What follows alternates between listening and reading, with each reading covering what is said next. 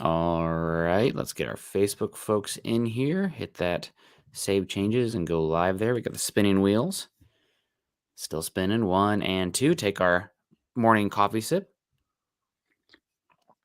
Some Kona coffee there.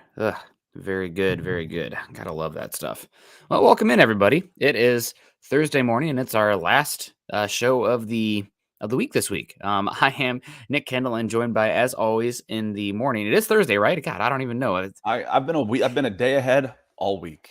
Well, So it is Thursday. I might just take tomorrow off and turn it into Saturday. So there last you go. show of the regular season. Wow, we got to get our predictions in. Already. It's come and gone. 18 games. Week 18, 17 Yeah, games. I still can't add one. 16 plus one has thrown me off. I'm yep. out. Too hard.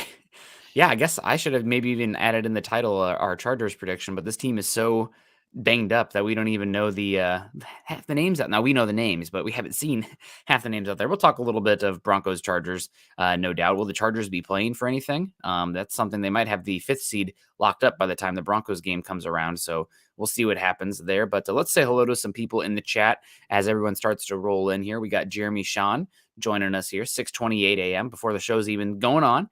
Saying good morning. Question of the day. Speaking of the mock draft, who is going to be doing the drafting?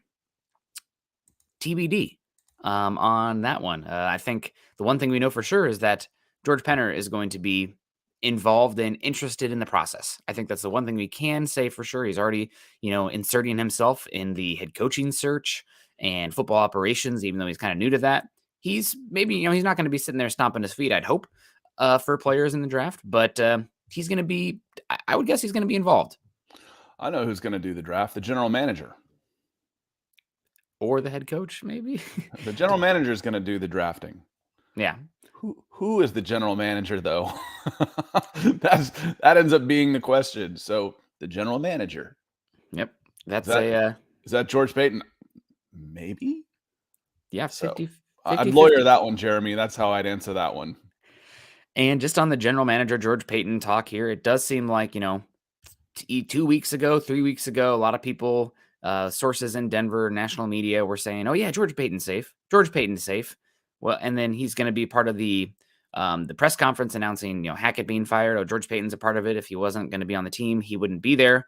Well, a lot of it seems like conceding of power, things kind of a weird relationship. And then you have Albert Breer with an article out on Sunday mentioning that neither George Payton nor Chris Ballard are completely safe, and a lot of it's going to depend on who comes in at head coach and if that head coach wants to bring in his own guy.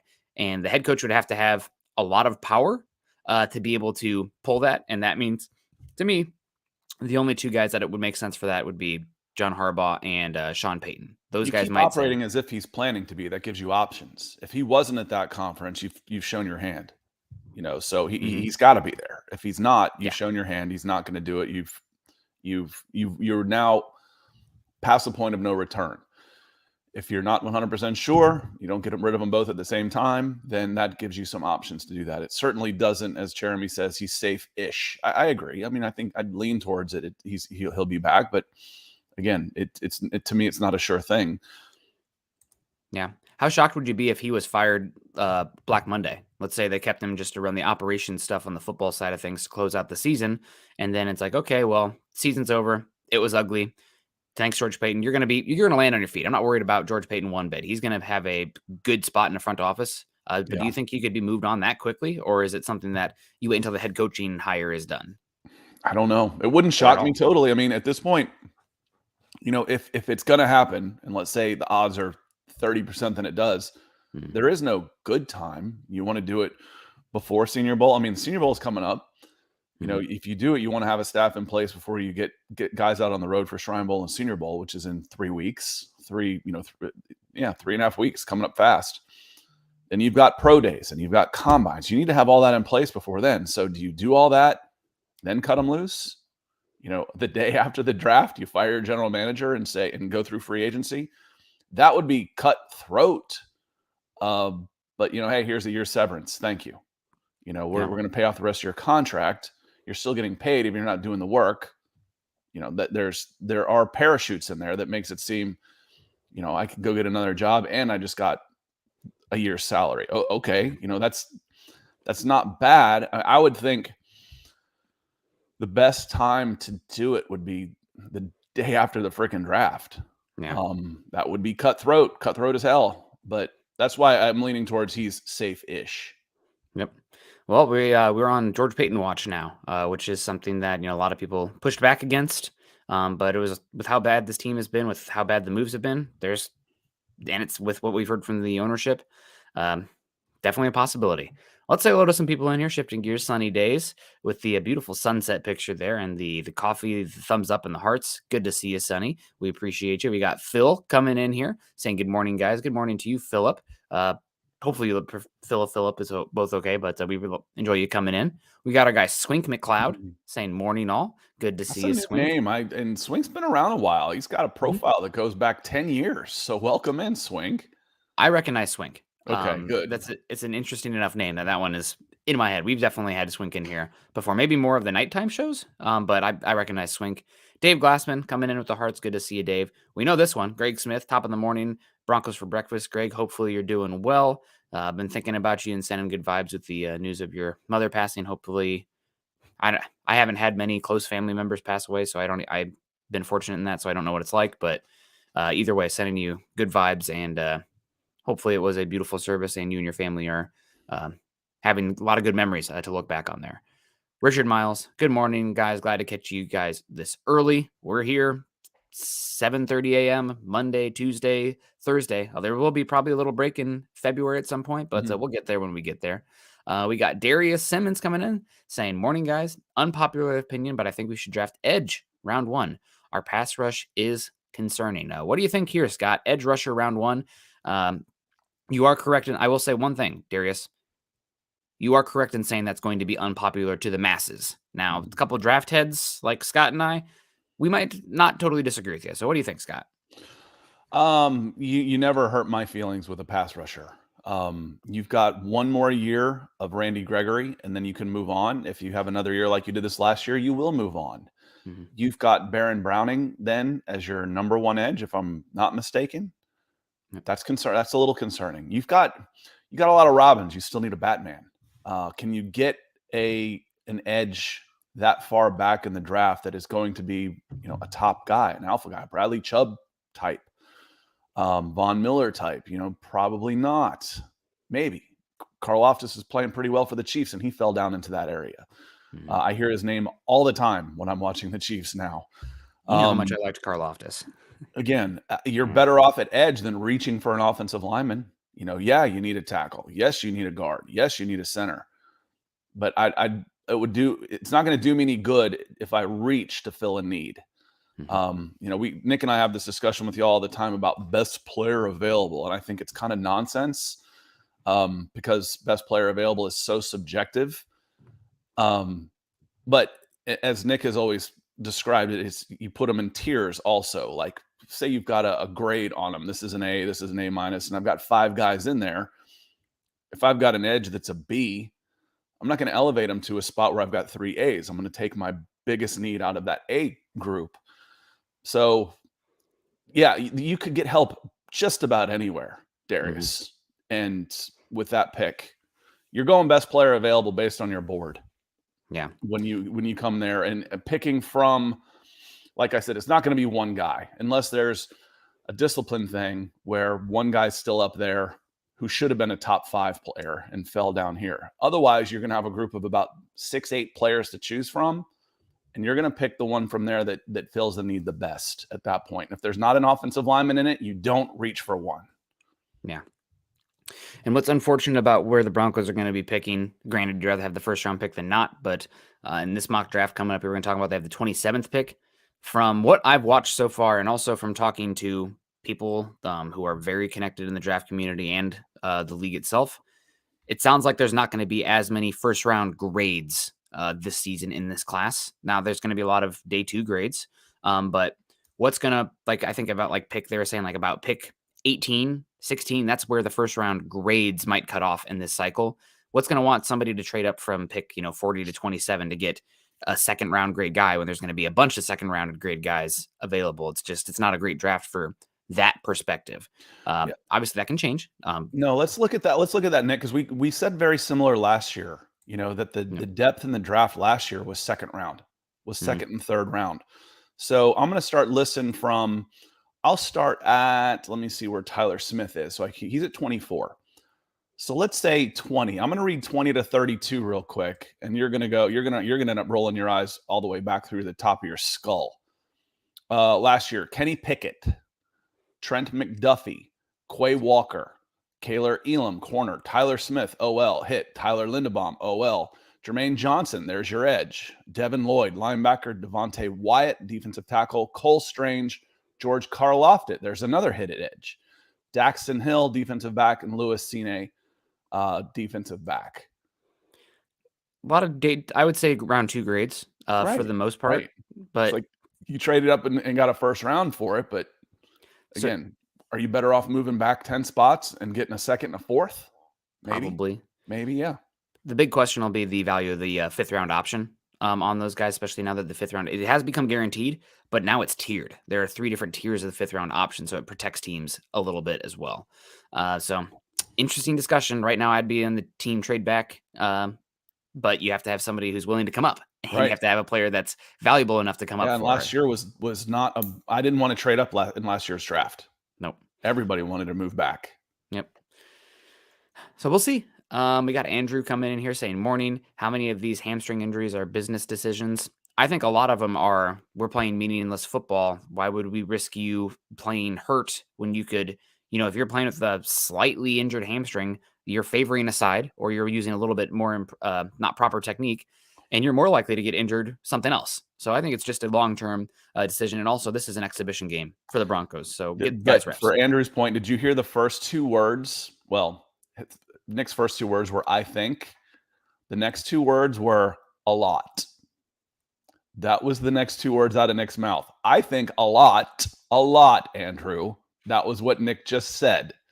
Because whether it's a decision on the player or a decision on the franchise, when you're playing meaningful football, injuries don't seem to happen quite as often. That could be part of the 6-year swing that we've talked about, Nick, with some of these things. Now, when we're talking about broken bones and torn pectorals and ACL injuries, that's not what we're talking about here. We're talking about things that you really can't diagnose except from the player himself, which is muscle pulls in a lot of cases, unless there's a tear or inflammation of some sort.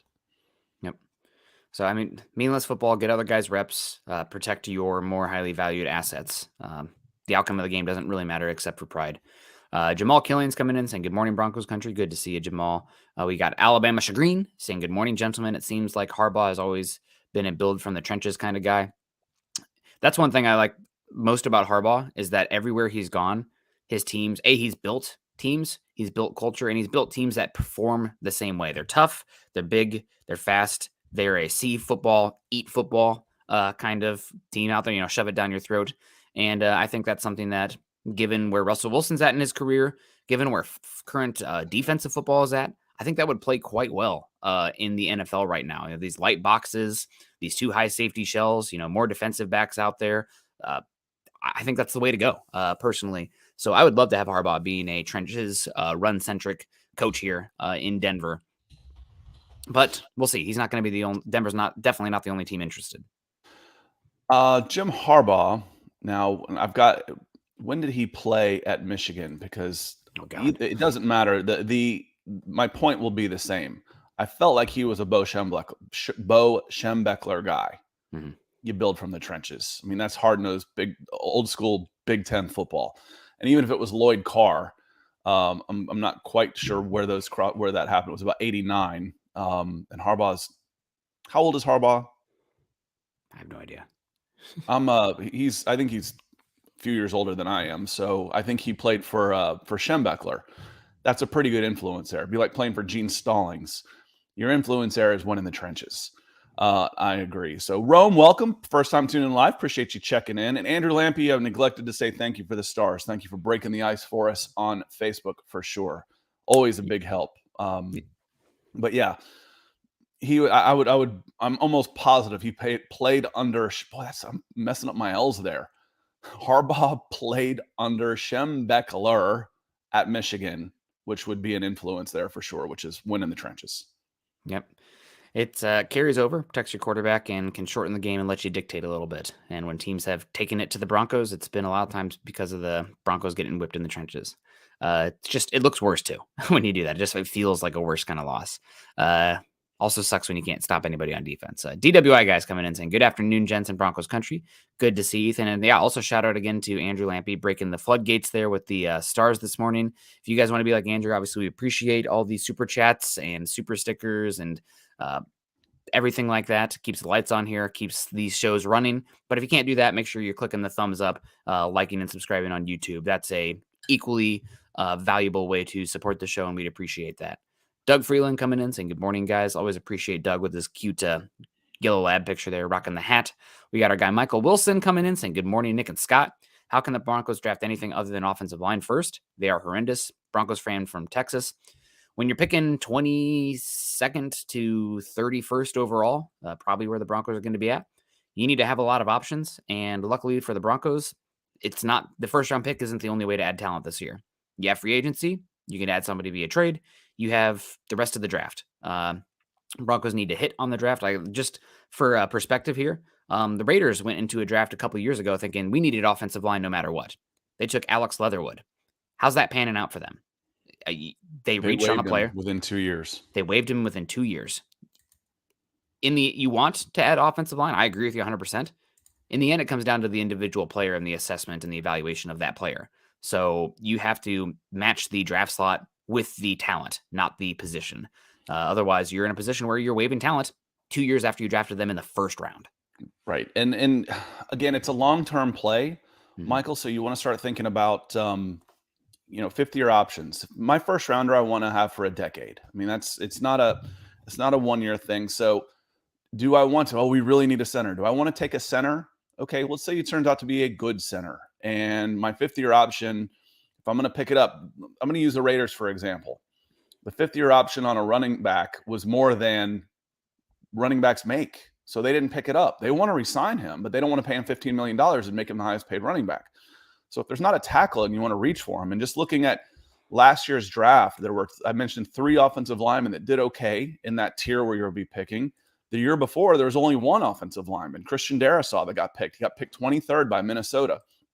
So the worst thing you can do, Michael, and again, you've heard me say it before, I'll roll my eyes when someone says, why'd they pick that? He was the best player available. There's 5,000 players available. There's no way you picked the best player available. No way. No way. Didn't happen. Unless we're doing it. Doing it. And then I'm going to pick the best one. No. But you can't reach. You cannot reach for a guy you think is at 40 and we couldn't trade back and we really needed a center. And now I got a guy that should be a second rounder that I'm paying 5 times as much. And I should have taken a much better football player that would help my team. So you keep stacking good football players on top of good football players, you'll be all right. Even if it's not, and I said that from the very beginning, I said that about Pat Surtain. Yes, would you rather have a bunch of first-round draft picks back and Justin Fields at quarterback right now? Probably. Maybe. Probably. Are you upset that you've got Pat Surtain? No, you got a 22, 23-year-old building block for the next 10 years at one of the hardest positions to fill. Mm-hmm. Done. Check that off the box. Now I need to go and do some other things. Yep. So that's why there's other ways. I've said I want 6 offensive linemen. I've said 6. I want 6 new offensive linemen, 3 in the draft. But don't reach. Yep. Don't reach and ruin the first-round pick that you gave up Bradley Chubb for. Yep, and ideally, there's definitely a chance it could be offensive line, and that'd be great. And we'll talk about that here in a bit. There will be offensive linemen available, but there are other avenues to add talent as well. And if you get yourself to the point where you feel like you have to use your first-round pick on position X, you've already failed. You're probably already punting until next season, because that is no way to build a team. You backed yourself into a corner. You should have taken care of that position to the point where you feel comfortable entering the draft. It's bad team building, it's bad philosophy entering that way. So obviously, again, would love another offensive lineman, not just for right tackle, not just for guard, but maybe even left tackle with Garrett Bowles' contract, with how he was playing this year with the injury. A lot of questions, a lot of turnover that could happen on that unit. String guy coming in here saying, good morning, Zach. Good morning. Zach said a while back he would use most of, if not all, the picks on the offensive line. Does that fix the team? Do you guys agree? If you're using every single pick on the offensive line, how many of those guys are actually starting? 2, maybe? I don't know if it makes the offensive line even better than what it was this season, considering the amount of rookies. And when you do that, you're going to be hurting your depth on special teams, especially. None of those guys are really playing special teams. You need running back churning, but talent there, especially Javonte Williams. You need help all across the defense in terms of depth. We saw it this season. We've seen it as the season went on. The Broncos were number, I think, 2 in the NFL in EPA per play on defense the first 10 weeks of the season. And since then, they're 22nd, 23rd, because injuries have mounted up and their depth has shown not to be good enough. So I think that would be, I think Zach's talking with hyperbole in that one. I'm going to give him a benefit on that one, but using every single pick. I've been on all the podcasts Zach's been on, except for like one in the last year. Mm-hmm. So Zach has talked about the first round. How can anybody think of doing anything other than offensive line in the first round? I just went on a 5-minute discussion on why. Yeah. Now, do you want to have a great offensive line prospect available in your spot and pick him? Yes, you do. Mm-hmm. That should be the top priority going in here. But if it's not a fit, don't reach. Do not reach. That's the worst thing you can do in a draft is reach. Even if you got a chance to trade back and pick up more picks, I would do that. Absolutely. But the worst thing, and you give up a guy, well, that guy turned into this. That's okay. I got 2 good football players to help my team. The worst thing you can do is reach, because then you're saddled with a guaranteed contract for a guy that isn't good enough, and the opportunity cost hurts you. So, Zach, and I'll speak for Zach at this point. Zach doesn't know the board. He doesn't know where the players. He's making this assumption that there will be a player available in that spot that fits the offensive line that is good enough to be drafted in that spot, and he would go there 100%. So would I. I agree with him. Yep. That's under the assumption that there's a guy there. Do not reach. If I've said it once, I've said it 10 times already today. Yep. And I will add the caveat just to be a, actually kind of guy. One thing worse than reaching would be being so desperate that you trade up and give up future assets for a singular position because you are overconfident that singular guy is going to be better. That's how you end overspending. What missing. But again, you stack good players, you'll be all right. If that guy turns out to be a hit, you don't mind the spend. It depends on the position. The one that I come back to now, he's a great player, Chris Olave. The Saints giving up a first-round pick to go up and get a non-quarterback in the top 12 and giving up what's going to be a top 10 pick in return, bad business. That's one that hurts. Even though they got a good wide receiver. 28. I trading up and giving up future assets for a non-quarterback that early, that much, especially a first-round pick, is always concerning business for me. Not concerning coming in here, Glenn Hare. Good morning. Morning to you. Appreciate you coming. We got a guy, Trevor Sandel, coming in. Always good to hear from Trevor saying morning. Nick Scott in Broncos country with the coffee. We got our guy, Paul Swallow, out there in the other side of the state, the opposite side of the Cascades, close to Coeur d'Alene, out there in Spokane, Washington. I think that John Elway has a home out there in Coeur d'Alene. Beautiful lake, beautiful little area. We got our guy, Bobby Durrett, coming in saying trade out of the first round for more draft picks. I'd be about it, but we talked about it already. It would be amazing if somebody would offer that. You don't know if that'll happen.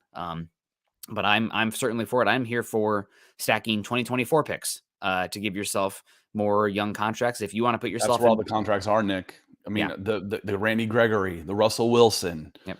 A lot of these contracts are set up that if this didn't work in 2 years with Russell Wilson, we can hit the reset button. That's how George Payton set it up. Like we said, George Payton has his flaws. He's made his mistakes, but as far as cap management and contracts, he's been phenomenal. I think he's been terrific, except for Russell Wilson. Sorry. That contract was always coming with a trade. I still stand by that. You don't make that trade without something in the works. Sting guy, I'm the best player available guy. However, no doubt offensive line needs help. This team has a lot of problems. I don't know that any coach will fix it in 1 year. It's a multi-year process, no doubt. And point I was going to make about trading back. If you're moving on from Russell Wilson and have the massive dead cap hit, how do you field a competent team? A lot of young, cost-controlled players. That's if you are having a massive dead cap hit, you're not going to be a player in free agency. You probably need a lot of guys on, second through fourth round picks playing.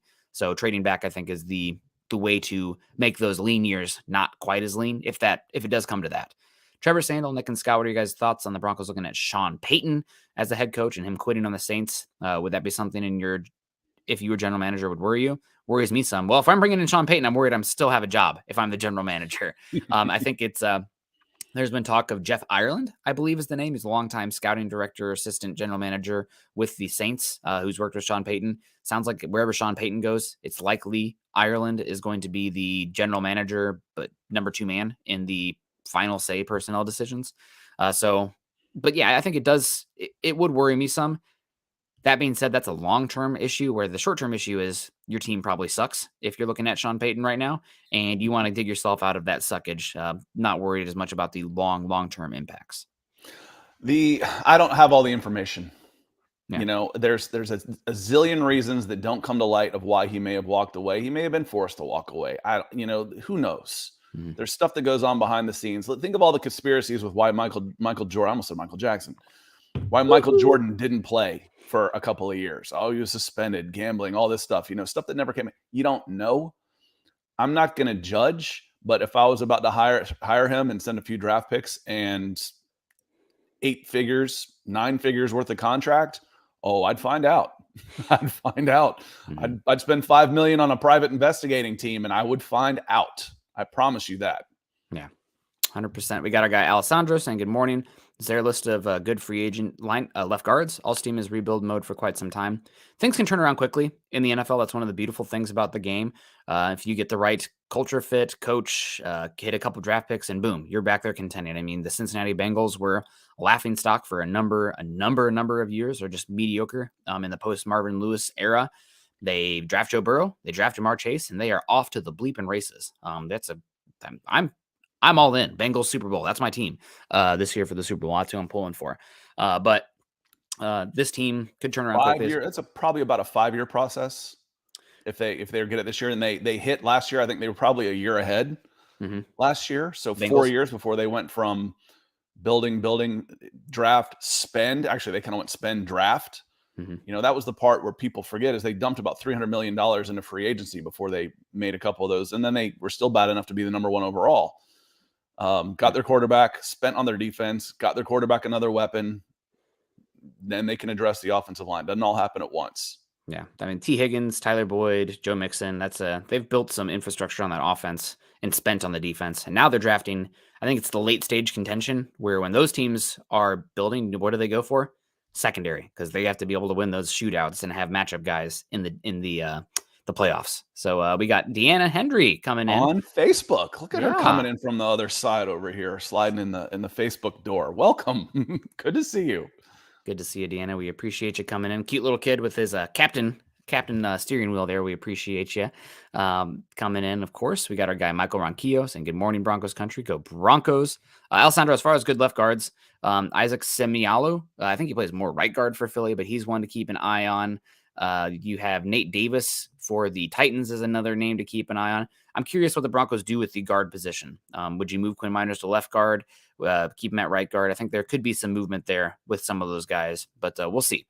And we got Joseph saying this might be the first time I've heard Nick pound the table about young cost-controlled players. I can't tell if that's tongue-in-cheek or not. I would say that's pretty I would say that's a joke on that one for sure. I would. Darius Simmons coming in and says, I don't agree with the hate Payton is getting in Broncos country because everyone is excited when he made all those moves. Russ Hackett, it just didn't work out the way we wanted. And I think we did an entire show on this, Darius, on Broncos for Breakfast, where we talked about, should he stay or should he go? If I'm giving a check mark on all the good things, it outweighs it. I think he's done more good than bad. The problem is the 3 big misses from the Russell Wilson trade.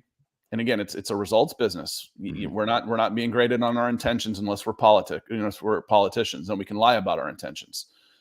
So you're not being graded. You're graded on the results. The Russell Wilson trade looks like a disaster right now. The one I was not excited about, and I'll go back and pull it out. This is not hindsight grading, as we're talking about hindsight GMing. Was 2 years left on a contract. There was no rush to get a new deal done for Russell Wilson. I thought that was jumping the gun a little bit. That's 2. That's a contract that has hampered your team. And 3 was the Nathaniel Hackett hire turned out to be a freaking disaster. The thing is all the good things we're talking about, Darius, any one of those 3 is a team killer, which is a fireable offense for a general manager. So I still am on the side of, I like the more good than bad. We're gonna hitch your wagon to the next coach. assuming I don't shoot for the moon and the coach doesn't want you, and I want the coach more than this guy, than the GM. Mhm. But one more time, and your fate is tied to the next coach's fate. I guess that's still true, because whatever the coach says, you can still be gone. Yeah. So you're graded on results, and he's got a couple in his ledger that make him vulnerable, Darius. Yeah, and also it's way too early to put a final grade, but we can say we're like a quarter through the semester or something for this 2022 draft class. Nick Benito, full on runway for snaps now that Baron Browning's been hurt, Randy Gregory's been hurt, Bradley Chubb's traded. I mean, he's been being outsnapped by like Wyatt Ray and Jacob Martin when he was out there and not having much of an impact. I know that he was a late second round pick, but you think you'd see some splashes out there from an edge rusher. That's a pretty flashy position, especially one that's speed pass rush centric. He's been pretty much a no-show for me. I haven't noticed 42 much at all. We may be talking a different tune if they'd played him against Daniel, what was the big left tackle, the 400-pound kid? Daniel Falele against the Ravens in the fourth quarter. Yeah. Crying out for a speed rusher. Come on, man. An idiot like me can figure that one out. Yeah, they're trying to throw the ball, and you've got a guy you drafted for speed going against a 400-pound guy that can't move. This isn't rocket science, y'all. Yeah, that was a weird one. Still, been pretty much a no-show. The Montreal Washington thing seems like, I know he's a fifth-round pick. Fifth-round picks can't be bust. They can be if you draft them purely for special teams and they flame out that badly. That's one that looks bad. You traded up for Luke Wattenberg, who looks horrible, and he's already 25 years old or something. I mean, that one doesn't look good as well. So I know that 2021 draft class was pretty damn good for Payton, and rightfully so, but 2022 early returns look not great outside of Greg Dulcich and Damari Mathis. I think those are two that you can hang your hat on as good players, but some of the ones not as good. And I honestly, you know what I think the best move that George Payton made in the last draft? It was that trade of pick 96 to get the Indianapolis Colts third rounder this year, which is going to be like pick 80 or something right now, which is good return. I am always about, getting future investments. I can get a starting offensive lineman at 80. 100. We can go through the draft and look at 80 and below, and I can find 5 or 6 starters in the NFL. Yep. On the interior offensive line. Hell, even I think the highest rated tackle might still be Braxton Jones. I'm positive he went after that one. Alabama says, "Hey Scott, which wide receiver will the Falcons be taking in the first round this year?" Nick, Quentin Johnston from TCU. There you go. There's your answer. They need another big, tall, fast pass catcher that they won't throw to. But when they do, it'll be great, man. Ooh, it'll be really fun when they do that. Al says, edge will be a need because we can't count on Randy Gregory to stay healthy. And I'm not counting on Randy Gregory to be on this team in 2024. So, I mean, can you count on Baron Browning to be healthy? I love Baron Browning, but his first 2 years in the NFL so far have been a myriad of injuries out there. Yeah. So edge is a huge need. And I think this Kansas City game we saw last week, the Broncos pass rush stunk out loud. The Rams game, the edge rushers in run defense, the outside zone, they stunk out loud. And granted, you are injured. You're missing Draymond Jones. You're missing a lot of guys, but this is a really poor defensive line right now. They're probably fielding one of the worst defensive lines in football with how many injuries they've had. Edge is a need. So getting back to, we've run through this here. Let's get to the topic, the draft, because that included needs according to Jordan Reid. Yeah, but first, I want to say hello to our guy, Patrick, saying build offensive line with some free agents, then dig in and draft. Got to get some offensive line and free agency. No doubt about that. Also, one more here. Kathy, Facebook. I'm gonna hit this one. I can't tell who you are, though, because you're coming in through one of the Facebook groups that I don't have access to, and it has different settings. So throw your name in here so we make sure we got the right person. It says, morning, men, going to the hospital for my wife to have baby number 4 this morning. Ooh, could use a prayers for Broncos country to get things going smoothly. Absolutely. Tell us who you are. Can't tell for sure. Yeah, or don't if you don't want to. We won't violate HIPAA. If you want to be the face, maybe his name is Facebook user on there. And last one, I want to say we have to. They wouldn't let that happen. My brother-in-law's last name is Player, and they wouldn't. Facebook wouldn't let him put his name in. They thought it was a joke. Oh, really? That's for a long time. He had to fight it. I swear to you. And his wife got, I only raise players or something like that for a t-shirt. Yeah. It was pretty good. That is pretty good. Also pretty good. Kathy coming in. Hello, Nick, Scott, and Broncos country. Surgery went well. Thank you all for having my back. Well, Kathy, I appreciate you coming in and letting us know. I saw you on Twitter the other day, retweeting you and sending you good vibes.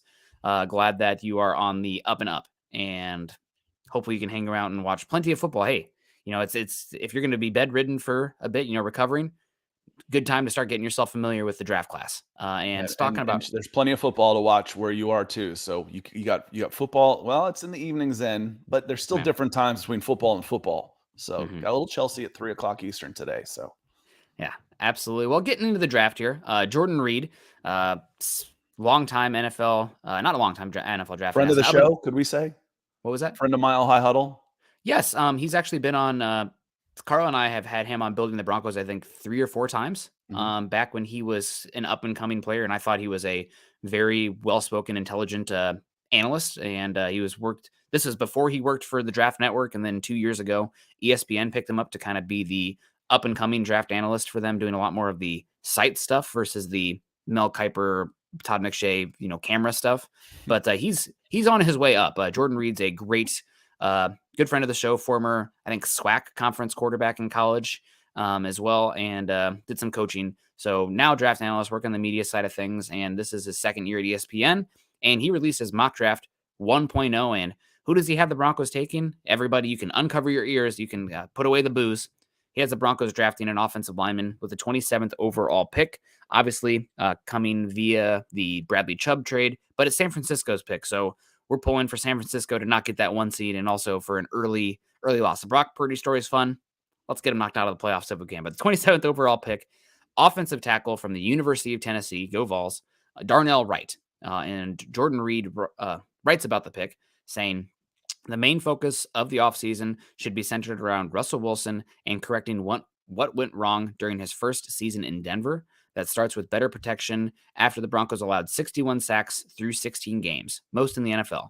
Wright has continued to improve every time he stepped on the field, and I think he will be a big riser as we get closer to April.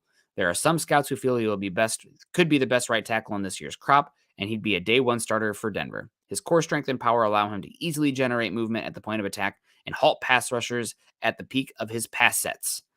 So there you go, Scott. Offensive tackle. Obviously, we talked before the show. You haven't watched too much Darnell Wright yet, but from what Jordan Reid wrote there, any thoughts on the selection there for the Broncos? Well, he says he'll be a big riser, so one to watch. And then what I find interesting is he leaves 3 needs for the team that we're talking about, and it says OL. I think it says OL.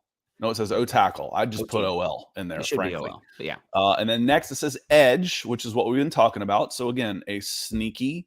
There isn't an unlocked version. I just wanted to keep that in there because I wanted to credit our source, even if we're reading part of it.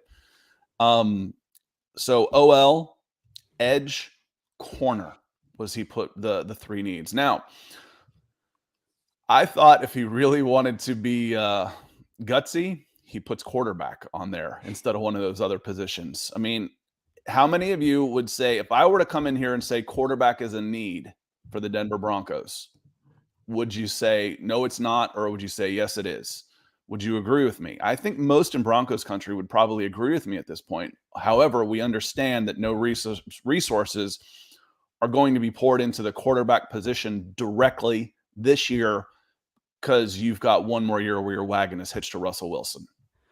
I disagree with you, just for the caveat that the backup quarterback, you need to replace Britt. But I mean, you're not using a first round pick there.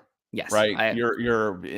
But you agree with me that it is a need, that the quarterback position is a starting quarterback position is a need.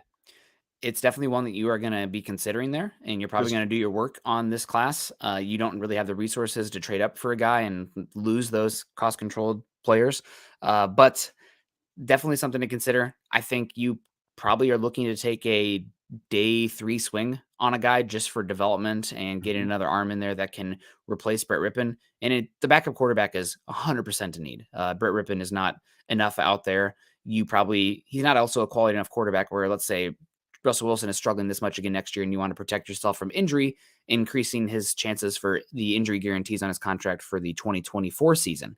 That's one you want to watch out for. So who was Jeremy selected? Sean asks who was selected after 27th. 28 was Devin Witherspoon, cornerback, Illinois to the Cowboys. Brian Branch, safety, defensive back, Alabama to Buffalo Bills. PJ Ojulari, edge, Kansas City Chiefs. And 31 was Clark Phillips, corner out of Utah, to the Eagles.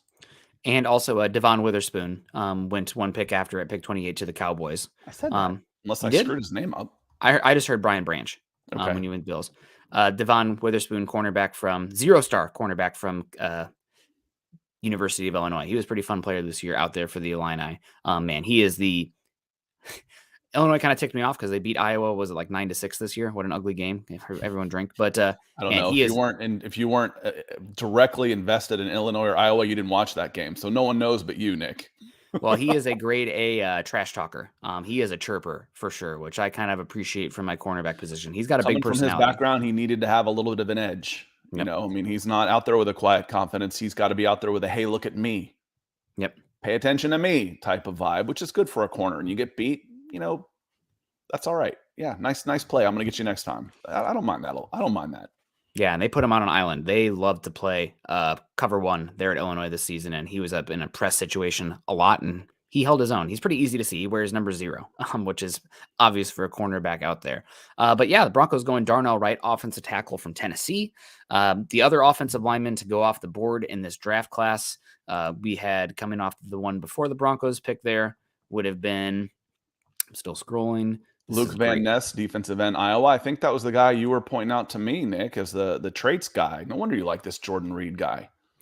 Lucas Van Ness. I mean, yeah, I've been talking to Dane Brugler for a bit about him. Like, watch this guy. He's a freak. He had like a bunch of sacks from the interior last year. Wasn't sure he was going to come out, but yeah, Lucas Van Ness is a traits guy galore. So offensive lineman picked before the Broncos selection. Number 17 overall, you got Osiris Torrance going to the Steelers. Guard from Florida, actually transferred from Louisiana. Definitely a power gap scheme kind of guy. Buy stock in that kid. Steelers don't miss on guards.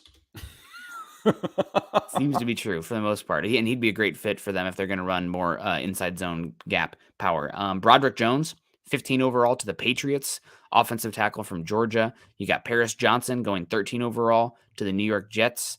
And then you have Peter Skoronski, offensive tackle / offensive line, going 10 overall to the Tennessee Titans. So the Broncos with the 5th offensive lineman off the board. They're the last offensive lineman taken. And I got to say, I think Darnell Wright, he is a fine offensive line prospect. And when you're picking 27 overall, like the Broncos are, you're probably getting a day 2 grade player. Darnell Wright's a day 2 grade player for me. I do not see the traits in his movement skills or in space to be a no doubt quality tackle prospect.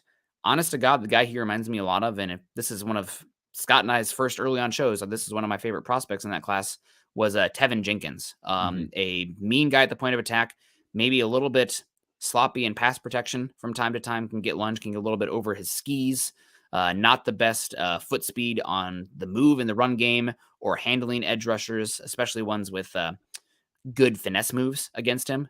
Darnell Wright, now he did have a solid game this season against Will Anderson in that game, but it kind of reminded me of Cam Robinson versus Myles Garrett, which was a good matchup in whatever draft class that was. Myles Garrett just ran right at him the whole game. Didn't try any moves or anything. And if you're running right at a big guy, guess what? He's going to have an okay time against you. That was honestly a disappointing game from Will Anderson because he didn't really show much nuance as a pass rusher. But I think Myles Garrett probably has 25 pounds on Will Anderson, though. Yeah. Oh, he does. He's I mean, I remember I remember doing a video on Myles Garrett. This is our number one, because we had some questions. This is our number one defensive end, and this is why. So he was number one in the country at the time. But Akey comes in. He says, "It would be great if the Broncos could emulate how the Dolphins accumulated multiple first-round picks, but Denver doesn't have a Tunzel or the number 3 overall pick to trade back." Yeah. And Denver kind of does have a Tunzel, but that would mean you're trading Patrick Surtain. That's the guy that you're talking about getting multiple first-round picks for. Yep. You're probably 2 years away from having that conversation. I think they traded Tunsil right before his 5th-year option went into play, and that's the conversation. So if the Broncos are still this bad in 2 years, maybe you reset the contracts there, and it would be more of the Jalen Ramsey situation where he's like, "Oh, this team is not really going anywhere. We need to get multiple young assets because we're not in a position with where our team is at right now. $25 million a year. Yeah. Or I could get 2 first-round picks for him. Plus more. Yeah. And there's teams out there that will be in the area of their trajectory where it would make sense to give up those picks for that guy. But if the Broncos are still that bad, then maybe not. But we're a ways away from that. But yeah, Darnell Wright, solid player, really good run blocker, especially at the point of attack. Tennessee used him a lot in power. They used him to pull a good bit. Now he looked a little bit lumbering in space compared to what I personally want for an outside zone centric tackle. One of the reasons that I think he probably would be best at guard for an outside zone centric team. I know Scott will roll his eyes at this. When you're drafting players in the first round, you want them to be scheme independent. I think he is scheme independent, but he will always be somewhat of a liability if you're asking him to be a purely outside zone offensive tackle. I just don't think he has the range to hit some of those blocks and hit moving targets at the second level. But if you want to be more of a run-centric team, a gap-centric team, a power team, then I think he'd be a fine fit there at right tackle. The other thing with him, he's about 6'5", 335, 340. I'm not super worried about Russell Wilson seeing over him. There's a right tackle in this class that is very talented, but he's like 6'9". There's Spencer Brown. Even bigger. I think this player coming in is going to have the longest wingspan of any player ever coming out of college football in DeWan Jones from Ohio State. But he's so big that like you have to question the ability to pair him with Russell Wilson. That's how tall he is. And Michael Hoyer says, so when are we going to invest in a right tackle? This could be it. This could be your pick right here. Darnell Wright. That's where Jordan Reid of ESPN in his first mock draft has the Broncos going after a right tackle here. Yep. 100%. So it's definitely a possibility. He had a good year this year. And I think Darnell Wright, the one thing I really like about Darnell Wright, and this is something I've talked about with Calvin Anderson, especially, you want your offensive lineman to have projection to multiple spots across the offensive line because you want to get the best 5 out there. And with Calvin Anderson, it seems like he's a left tackle only, and he's a backup quality left tackle only. There's not many roster spots for pure backup left tackles out there. You need to be able, if you're a backup caliber player, you need to be able to play 3 spots. If you're a back end of the first round player, unless you're, a no doubt athlete project at tackle, you need to be able to translate to multiple spots. I think with Darnell Wright, you raise the floor of the draft pick a lot because if he fails at right tackle, I think he's going to be a really good guard. I know that there are some in the league that think he's going to be more of a guard than a tackle. And he can dig guys out at the point of attack. He's a butt kicker at the point of attack as a run blocker, which fits very well for guard. Alejandro just says, Scott just said Seattle can trade down from the number 3 overall draft pick. Yeah, it struck me when they're talking about how Miami accumulated a bunch of picks. Laramie Tunsil was one. The other one was they had the number 3 overall draft pick, and they traded it back for 3 first-round picks, including that one. So they picked up 2 extra first-rounders from the San Francisco 49ers that they used to take Trey Lance. They then gave up one of those, speaking of using another first-round pick, to trade back up to 6, I believe it was, and took Jalen Waddle. So they Jalen Waddle's a good player, but who they really, really wanted in that draft, and they gambled they could still get him, was Jamar Chase. And the Bengals there was a lot of thought that the Bengals would go offensive line and take Penny Sewell in that spot. But they took Jamar Chase. It may have been a can't miss type of thing, but right now the Jamar Chase looks like a really good pick for the Cincinnati Bengals, and they can address the offensive line later. Do they get as far as they did last year if they've got a better offensive lineman versus Jamar Chase? Maybe, maybe not. But yeah, it struck me as ironic there that the other piece that the Broncos don't have besides Laramie Tunsil is that same number 3 pick that is now in the hands of the Seattle Seahawks.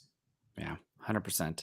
And I'm of the opinion that an elite difference-making wide receiver is more impactful than an elite difference-making offensive tackle. Didn't say valuable, impactful, because they obviously are the guys out there making plays. It goes. They were good enough. They survived enough with the offensive line that and Jamar Chase made enough plays. But you ask yourself, if I protect Joe Burrow just this much more, could I have been able to get enough production from someone other than Chase to maybe win some of those games? We'll never know. We'll never know. Some of those naysayers it's a good question. I think Cincinnati was that was a good top end of that draft. We talked about it all year. Yeah. That you go like 1 to 12, you were either going to get a quarterback of the future or a really exciting player. The Broncos got Pat Surtain, and then it was tough to miss unless you're the Jets and took Zach Wilson. And we'll see about the 49ers trading up for Trey Lance. Maybe Trey Lance becomes available. Maybe he's your backup quarterback for the Broncos. But it was your hope for the quarterback of the future. We didn't expect any of those guys to be right away impact players because they were going to bad teams and they're rookie quarterbacks. So at least you have the hope of the quarterback of the future. 100%. We got Brooke L and Official Music saying, good morning, y'all. Just got here. That was a little bit ago, so we've been hanging out for a bit.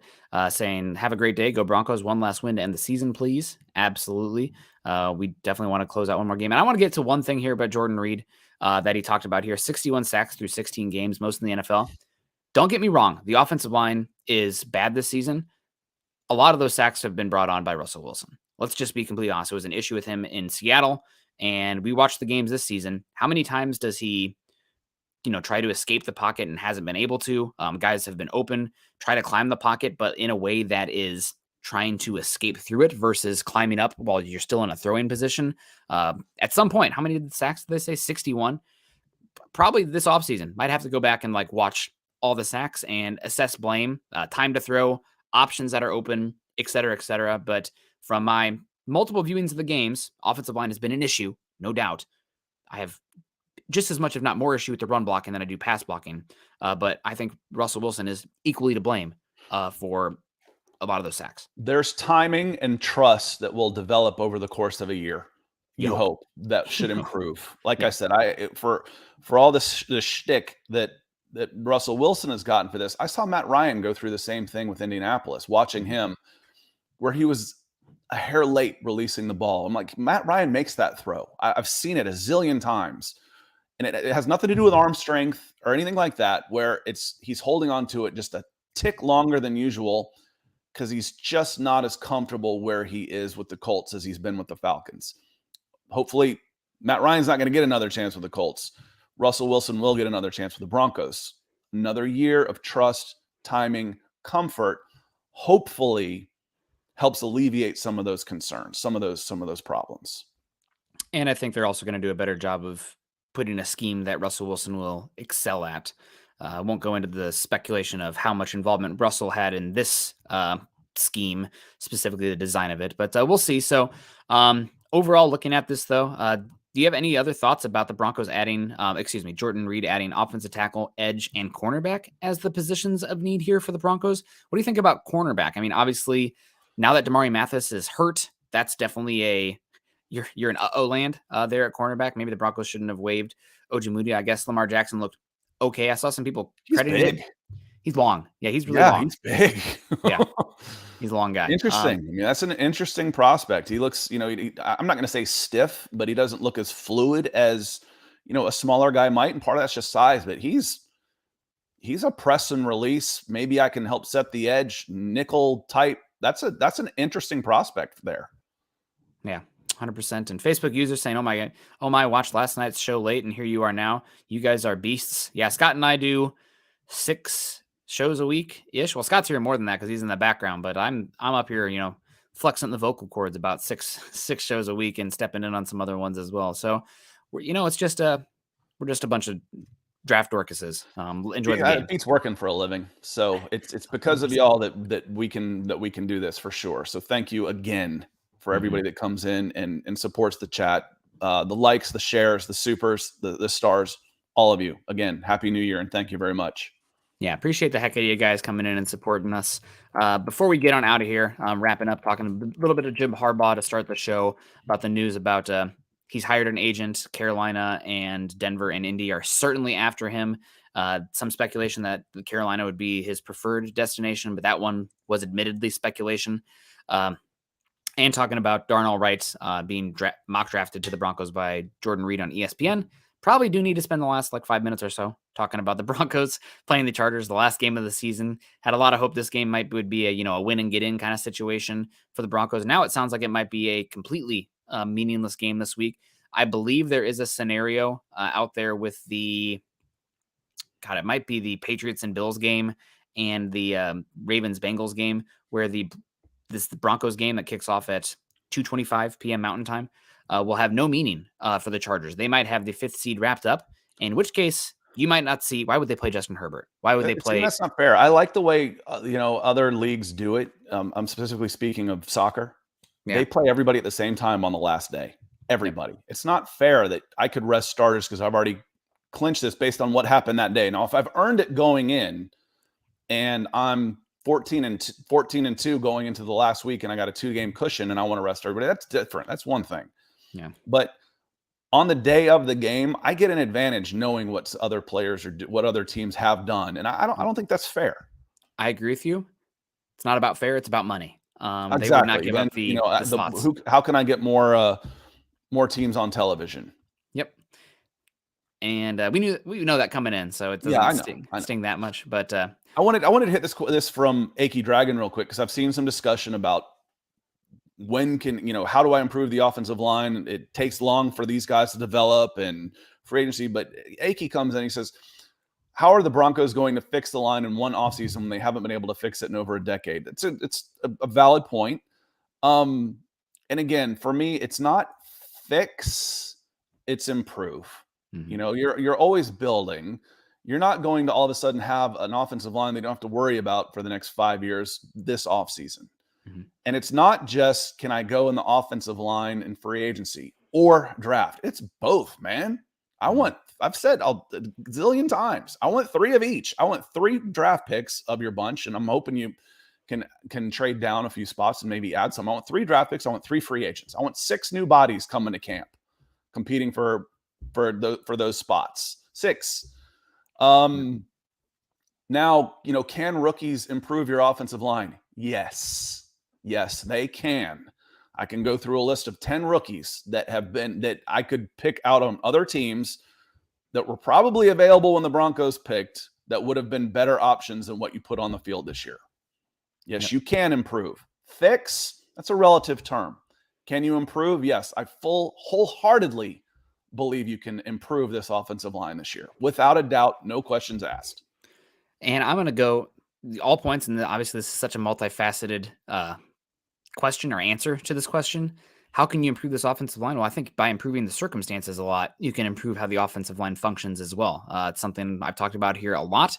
But the Broncos, number 1 in the NFL this year in procedural errors on the offensive side of the ball. False starts, holdings, just terrible. And then you put yourself behind the ball. I would assume the Broncos have delay of game. That's that one as well. Mm-hmm. And with those, you have the issues of then 3rd and longs. I would imagine, I don't have the stat in front of me, but I would imagine the Broncos have the longest average yards to go on 3rd down in the NFL, which makes it exceedingly hard for your play caller and your offensive line, because then those guys can pin their ears back. And part of that is the procedures. Last year too, but I think even more so this season than last year. 3rd and 7 was the average last year, which drops from like 3rd and 3 is like a 60% conversion rate. I'm going these aren't exact numbers, to like 25%. Yep. When you get to crazy, 7 or above. And that's one reason I'm so gung-ho about the run game for the Broncos this season. Being better on the run, you need to give yourself 3rd and manageables. You need to stay on schedule. Way too often this year it was 3rd and 10, 3rd and 13, and you don't have the quarterback that's really helping himself in the pocket. You don't have the offensive line that is helping him. It's a disaster. And then it's, taking those sacks as even worse, or sacks on 1st and 2nd down. You're just getting off schedule. So staying on schedule more, I think, with better run game infrastructure will help a lot. Better coaching with the procedural stuff there. And then back to coaching. Butch Berry was an issue. We heard about him being an issue. Scott and I talked about it from some sources on the team that Butch Berry was a problem.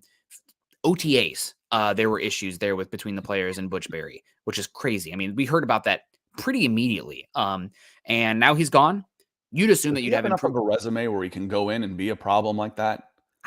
I don't know. Munchak comes in and upsets some people. You kind of side with Munchak. Rosberg comes in for what it's worth, and I'm not buying the report that players were complaining.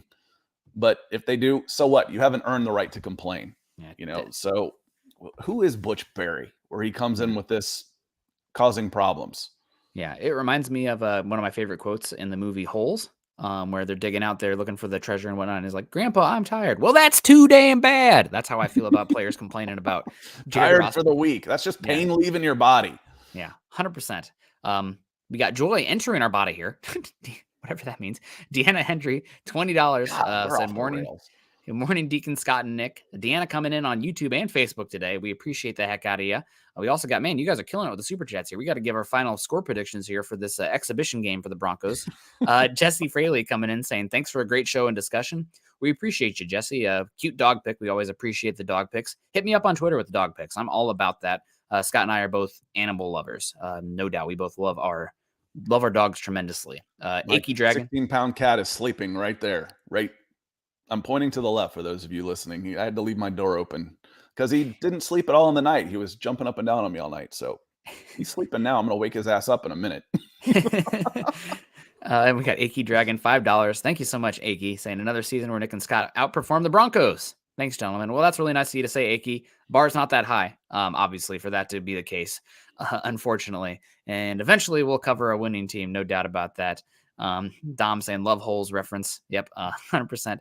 Record scratch moment there for Nick. Sorry, I definitely had to yell on my mic for that one. That's one of my favorite. That's too damn bad. But final score prediction for the Broncos and the Chargers.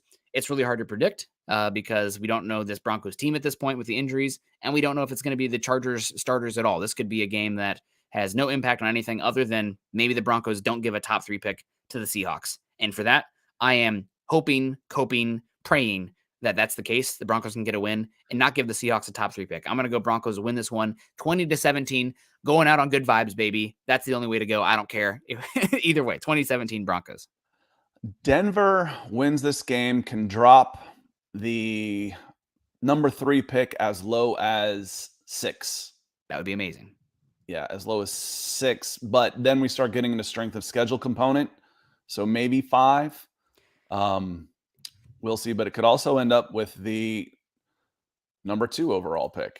But the Bears just shut down Justin Fields. They're done. We're making sure we have a top 2 pick, by God. We don't want to blow our 9-game losing streak? Yeah, we don't want to blow our 9-game losing streak. We didn't lose for 9 weeks just to blow it on the last day. Yeah, one of the most Bears in the first 2 spots are in a really, really good position now to either trade back or get a monster on defense. But I'm not making a prediction, man. I'm not. I mean, the Chargers are better than the Broncos, but who's going to show up on the field personnel wise? What is anybody playing for? We don't know, so making a prediction, like you said right now, is kind of pointless. The Chargers should win this game. Will they? We don't know. We don't know if it's going to matter to anybody. So if they're playing for something, Chargers win it. If they're not, the Chargers still probably win it. We'll see. There you go. Yeah, that's we saved the last 5 minutes of the show for that groundbreaking analysis from Scott and I. But the Chargers, I mean, they've won 4 in a row. They want to keep their momentum going, even if it's with backups that are trying to earn a job. If they're not playing their starters, that's okay. Those guys are trying to say, hey, I want more time, or they're trying to put some film out there for other teams because they're probably on 1-year deals. So their reserves will be playing for something. Yeah, and for me, since this is kind of an exhibition game, what are you watching for the Broncos here? I'm looking to see if the offensive personnel and play calling is once again heavy designed this week, where you see a lot more tight ends and under center work from the Broncos. Because I think if that's the case again, you see the Broncos maybe that saying like, hey, this is working. We're moving the football this way. Maybe that's the type of offense you want to run going forward. And I think that also might be some concessions potentially from Russell Wilson and the style of football that he wanted to play reportedly coming to Denver, and what he wanted to play his last few seasons in Seattle versus what's working and what he's doing in Denver. Looking for some young guys to hopefully contribute. Again, I called him out somewhat earlier, but Nick Bonito, they've not had Rashawn Slater all year. Let's see a Nick Bonito sack. I mean, God, let's see some pressures out there. There's been a couple good pass rushes a game from him, mainly the outside, running the loop kind of thing. But hopefully see a little bit better from him. Quinn Miners in the run game, hopefully get some more of that. I'm looking to see if the running backs can be involved in the pass game again as well. Love the Chase Edmonds work last week. And the wide receivers. I mean, was that Cortland Sutton game the best we've seen of him since week 2 versus the Texans? I mean, he was out there making plays. He made that massive tackle on L'Jarius Sneed. Hopefully the refs wouldn't rob him of a terrible... got robbed of a beautiful catch in traffic. Yeah. It's a hospital ball. He went high in traffic to pick it up. Luckily, he didn't get hurt. Hospital ball. Scott's getting a little salty on our way out of here, guys. But yeah, it'd be great to see some guys stack some picks. I can't remember like phone numbers and stuff, but this Irishman remembers that kind of stuff for a long time. Well, guys, we appreciate the heck out of you coming in here, joining us today. Last show of the week. We'll see what happens with the Broncos, and we're going to be shifting into the offseason here. Don't go anywhere. Obviously, the season's ending, but unfortunately, the real season for the Broncos has just begun once again because the off seasons have been far more entertaining and enjoying than about from halfway through the season on for the Broncos, unfortunately. So coaching search, free agency, NFL draft, general manager drama, new ownership drama. I mean, there's going to be a lot to cover here. The Broncos, once again, find themselves in the drama and the storylines of the offseason, not in the good ways, but still, we're going to be here covering it. They're a content machine for us, so we appreciate that. Make sure you guys are following Scott and I on Twitter. Scott is at Scout Kennedy. I am at Nick Kendell MHH. Also, make sure you're following us at BFB_pod, as well as, of course, at Mile High Huddle. If you haven't done so yet, if you're on Facebook or you have a Facebook account still, make sure you're joining us at facebook.com/Mile High Huddle and facebook.com/Mile High Huddle pod. That way you can see when we go live. You can join in the conversations there on the videos and all the other comments that are made on those pages. And as the ticker says underneath there, for our folks on YouTube, please subscribe, like, and share. Hit that bell icon so that way you know when we go live. Scott and I are typically pretty good, coming live about 5 minutes in or so. But some of the other shows a little bit later. But that way, you're not just hanging around waiting. You can, be doing dishes or walking the dog, and then you get that notification saying, hey, Huddle Up's live. Go on, get your butts in the seats and start listening and tuning in and join the conversation. We got Michael Ronquillo saying Black Monday for head coaches, and potentially general managers and other people as well. Yeah, so we'll be here. We're doing 2 shows on Monday. We'll be on my channel, which is just /Scott Kennedy on YouTube, and then we'll be here for Broncos for breakfast on Monday. So it should be a busy time, and then Chad and Zach will be back on Monday night. So to react to all this stuff. So it'll be a busy day on Monday here with us. So again, make sure you're subscribing and following. Tell a friend. Yeah, 100%. Appreciate everybody coming in here, joining us today. Last show of the regular season. It's been a wild ride. It's been a time. It's been good. I don't know if it's been a good time, but appreciate all you guys. Any final thoughts, Scott, before we wrap it on up here? Any plans, anything to watch for, anything you're excited about? And that's one of the problems with this, the roster right now is with all the injuries. It's like there's not even a ton of young guys. Who do I want to watch? I want to. How about Uwazurike? I saw him play. That's somebody I'd like to see play a lot. I'd like to see him get 40 snaps. Can Jonathan Cooper be that guy where we talk about edge? Can he be a first guy off the bench kind of edge? Let's take a look at that. I love K'Wan Williams, but he'll be back another year. Latavius Murray, I really like watching him play. And I think maybe one of the more intriguing options is, can Albert Okwuegbunam stack another good game on top of his last one? That could be very important for him and the Broncos. So those are some of the storylines I'll be watching this weekend. Yeah, 100%. It'll be interesting to see what happens, no doubt. And bad Bronco football is better than no Bronco football. So appreciate that. And also, Scott and I probably Monday we'll talk a little bit of a national championship game as well, Georgia TCU. Just the last ending up that one. So good times.